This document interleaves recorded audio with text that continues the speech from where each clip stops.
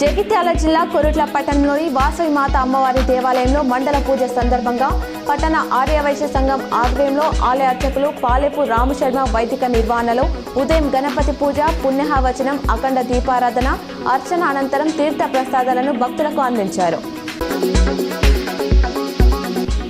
హుజురాబాద్ నియోజకవర్గంలో కేంద్ర మంత్రి బండి సంజయ్ వర్సెస్ ఎంపీ ఈటెల రాజేందర్ అన్నట్లుగా రాజకీయాలు కొనసాగడం కలకలం సృష్టిస్తుంది.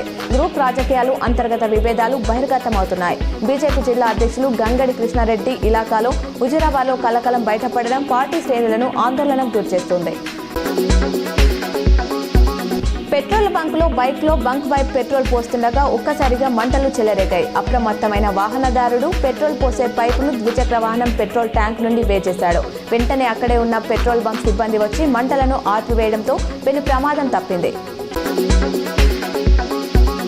రెవెన్యూ శాఖ విపత్తుల నిర్వహణ విభాగం ఆధ్వర్యంలో 142 మంది డిగ్రీ విద్యార్థులు ఎన్సీసీ వాలంటీర్లకు బీసీ స్టడీ సర్కిల్లో 12 రోజుల పాటు ఆపద మిత్ర శిక్షణ ఇచ్చారు. ఈ శిక్షణ ముగింపు కార్యక్రమానికి హాజరైన కలెక్టర్ పమ్మెల సత్పతి ఆపద మిత్ర వాలంటీర్లకు సర్టిఫికెట్లు ప్రదానం చేశారు.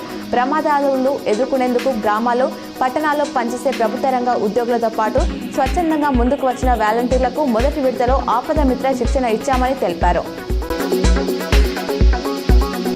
మహిళా సంఘాలకు వడ్డీ లేని రుణాలు 28.95 కోట్ల రూపాయల చెక్కులను గవర్నర్ జిష్ణుదేవ్ వర్మ సహచార మంత్రి కొండ సురేఖతో కలిసి అందించిన మంత్రి పొన్నం ప్రభాకర్.